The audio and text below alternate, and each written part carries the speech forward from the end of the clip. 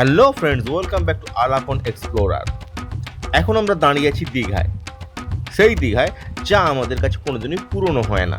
আমরা যারা 90 দশকের কিডস বা 90 দশকে যাদের যৌবনকাল কেটেছে, আমাদের কিন্তু বেড়ানোর হাতে খড়ি এই দীঘা দিয়েই। এই দীঘা যতবারই আসি না কেন তা আমাদের কাছে কখনোই পুরনো হয় না।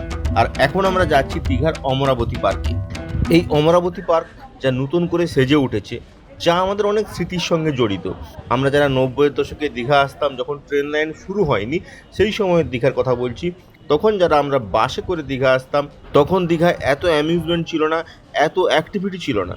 অতএব তখন দীঘা এলে একটা one of the most visit place হতো এই অমরাবতী পার্ক। অতএব আমাদের প্রত্যেকেরই দীঘা বেড়ানোর স্মৃতির সঙ্গে এই অমরাবতী পার্ক কিন্তু জড়িত।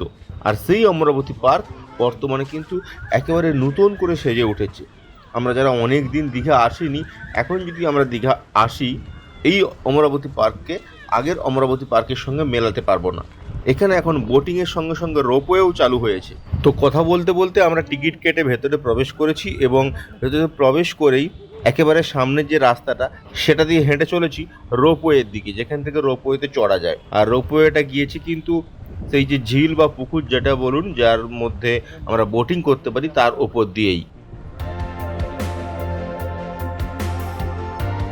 পুকুর পাড়টাও দেখতে পাচ্ছি খুব সুন্দর পরিষ্কার রয়েছে এবং গাছের ধারে ধারে এই দেখুন বসার জায়গা করে দেওয়া আছে। দেখতে দেখতে দেখুন চলে এলাম রোপওয়ের কাছে। ওই যে উপরে দেখতে পাচ্ছি রোপওয়ে, এই পুকুরের ওপর দিয়ে রোপওয়ে যাচ্ছে। এই পুকুর পাড়টায় কিন্তু বিকেলবেলা বসতে খুব একটা খারাপ লাগবে না বলুন। দীঘার সি বিচের কোলাহলে যদি আপনাকে বিরক্ত করে, তখন আপনি এখানে আসতেই পারেন আর নিরিবিলি একটা বিকেল আপনি এখানে কাটাতে পারেন। কিন্তু সচরাচর তা হয় না। দীঘা আমরা নিরিবিলিতে কাটানোর জন্য মোটেই আসি না, দীঘা আমরা হই হুল্লোড় করার জন্যই আসি। তো হই হুল্লোড় করার জন্য এলেও আমরা কিন্তু অমরাবতী পার্কে অবশ্যই বিকেলে আসতেই পারি। বিশেষ করে যদি আমরা ফ্যামিলি নিয়ে আসি, সেক্ষেত্রে ফ্যামিলির বাকি মেম্বারদের অ্যামিউজমেন্টের জন্য আমরা এখানে আসতেই পারি। বিশেষ করে বাচ্চাদের এই রোপওয়ে চড়তে ওদের খুবই মজা লাগবে। এর আগে যদি কোথাও আমরা রোপওয়ে চড়ে না থাকি, তো প্রথম রোপওয়ে চড়ার অভিজ্ঞতা আমাদের দীঘা দিয়েই শুরু হতে পারে। দেখুন ওপর দিয়ে রোপওয়ে চলে যাচ্ছে আর নিচে বোটিং হচ্ছে, আর আমরা দুটোর কোনোটাই করছি না, আমরা বসে বসে দুটোই উপভোগ করছি এই পুকুর পাড়ে। তো এবার আমরা পুকুর পাড় থেকে উঠে বাকি পার্কটা চলুন আপনাদের একটু ঘুরে ঘুরে দেখাই। অমরাবতী পার্ক যে কারণের জন্য বিখ্যাত, বাচ্চাদের অ্যামিউজমেন্টের জন্য। এই রাস্তা দিয়ে গেলে বিভিন্ন জায়গায় বাচ্চাদের জন্য নানা রকমের ছোট ছোট অনেক অ্যামিউজমেন্ট রয়েছে। এই যেমন এই জায়গাটা এটুকু দেখতে পাচ্ছি দুটো অ্যাক্টিভিটি রয়েছে। এরকম বিভিন্ন জায়গায় বিভিন্ন এন্ডে কিন্তু একটার পর একটা অ্যাক্টিভিটি বাচ্চাদের জন্য দেওয়া আছে। আর বিভিন্ন জায়গায় যে বাগানগুলো করা রয়েছে, সেই বাগানে কিন্তু ধারে ধারে ছোট ছোট চেয়ার দেওয়া আছে বসে বসে সময় কাটানোর জন্য। আর ফুড কোর্ট বলতে গেলে আলাদা করে কয়েকটা রেস্টুরেন্টের মতো তো রয়েইছে, এছাড়াও ফুচকা বা পাপড়ি চাটের স্টল কিন্তু পার্কের বিভিন্ন জায়গায় আপনি ইজিলি দেখতে পাবেন। তো এই রোপওয়েতে কিন্তু উঠতে গেলে আলাদা করে টিকিট কাটতে হবে। অমরাবতী পার্কে ঢোকার জন্য যে এন্ট্রি ফি, সেটা ছাড়াও রোপওয়ের কিন্তু আলাদা একটা টিকিট রয়েছে। 12 বছরের ঊর্ধ্বে বয়স যাদের, তাদের জন্য 80 টাকা করে, আর বাচ্চাদের জন্য 3 to 12 ইয়ার্স তাদের জন্য 40 টাকা করে। আর তার নিচে 3 ইয়ার্সের নিচে যদি কোনো বেবি থাকে তার জন্য ফ্রি। বাই দ্য ওয়ে, প্রসঙ্গত বলে রাখি, দীঘার অন্যান্য জায়গা যাওয়ার জন্য দীঘা সিরিজের অন্য ভিডিওগুলো কিন্তু আমাদের চ্যানেলে অলরেডি আপলোড করা রয়েছে। আই বটনে তার লিঙ্ক দিয়ে রাখছি, চাইলে আপনারা দেখতে পারেন। আর হ্যাঁ, এখন যে এত ফাঁকা ফাঁকা অমরাবতী পার্ক আপনাদের দেখাচ্ছি, এটা কিন্তু উইকেন্ডের ভিডিও নয়। উইকএন্ড ডেজগুলো কিন্তু দীঘা প্রচুর ক্রাউডেড থাকে এই সময়, বিশেষ করে এই বর্ষাকালটায়। তো রোপওয়ের টিকিট কাউন্টারটা কিন্তু এই সামনে যেটা দেখতে পাচ্ছি এটাই। রোপওয়েতে চড়তে গেলে এখানে এসে আলাদা করে টিকিট কেটে রোপওয়েতে চড়তে হবে।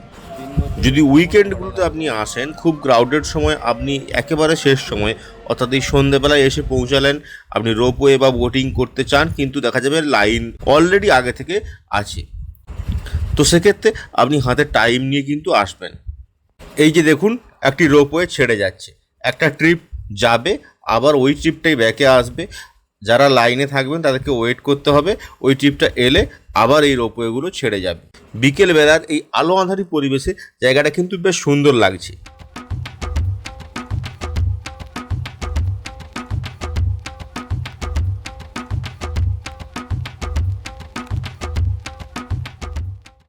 তো চলুন আর একটু হেঁটে হেঁটে আমরা ওই পেছনের দিকটায় যাই, অর্থাৎ ওই রোপওয়ের যে টিকিট কাউন্টারটা আছে ওর পেছনের দিকটায়। ওখানটাও একটু ছোট্ট গার্ডেন টাইপের করা আছে এবং আওয়াজ পাচ্ছি অনেকেই ওখানটায় আছে। সামান্য মিনিট খানেক ওয়াকিং ডিস্টেন্স হেঁটে এলেই দেখা যাচ্ছে যে ওই রোপওয়ের পেছন দিকেই অমরাবতী পার্কের মধ্যেই আরও একটি ছোট্ট গার্ডেন রয়েছে, যে গার্ডেনে বাচ্চাদের জন্য বেশ কয়েকটি নাগরদোলা রয়েছে। তো চলুন এবার বোটিং যেখান থেকে হয় ওই দিকটায় যাই, আপনাদেরকে ওই দিকটা একটু ঘুরে ঘুরে দেখাই।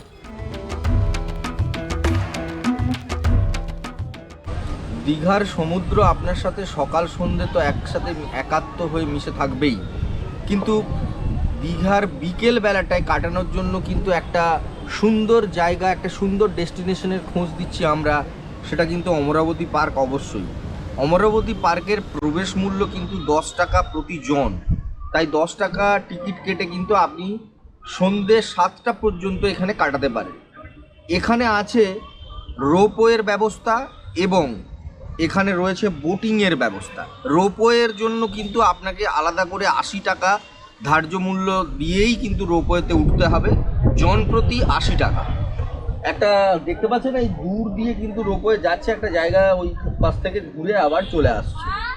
এছাড়াও এখানে রয়েছে যে বোটিং, এই বোটিংয়ের জন্য কিন্তু 25 মিনিট বরাদ্দ, যার জন্যেও আপনাকে দিতে হবে দুজনের জন্য 80 টাকা আর 4 জনের জন্য 100 টাকা, সময় 25 মিনিট। লেট করলে 5 মিনিটের জন্য 20 টাকা এক্সট্রা ফাইন কিন্তু আপনাকে দিতে হবে, অর্থাৎ জরিমানা। বিকেলবেলায় এখানে যে বোটগুলো আপনারা দেখতে পাচ্ছেন সেগুলো কোনোটাই কিন্তু যন্ত্রচালিত বোট নয়, সবই প্যাডেল বোট। তাই প্যাডেল করেই কিন্তু এই পরীক্ষার মতো একটা জায়গা আপনি 25 মিনিট সময় নিয়ে ঘুরে আসতে পারেন। তাই উপরি পাওনা হিসাবে অমরাবতী পার্কে আপনি পেতে পারেন বোটিং এবং রোপওয়ে। তো অমরাবতী পার্কে এছাড়াও আমরা দেখলাম নন্টে ফন্টের মতো চরিত্রের কিছু কার্টুন চরিত্রের পুতুল লাগানো রয়েছে, সেলফি করতে পারেন, বাচ্চারা ভীষণ আনন্দ পেতে পারে। এছাড়া সাজানো গোছানো একটা সুন্দর পার্কের প্যাকেজ বলতে পারেন অমরাবতী পার্ক। তাই দীঘা এলে অবশ্যই মিস করবেন না অমরাবতী পার্কে আসার সুযোগটা।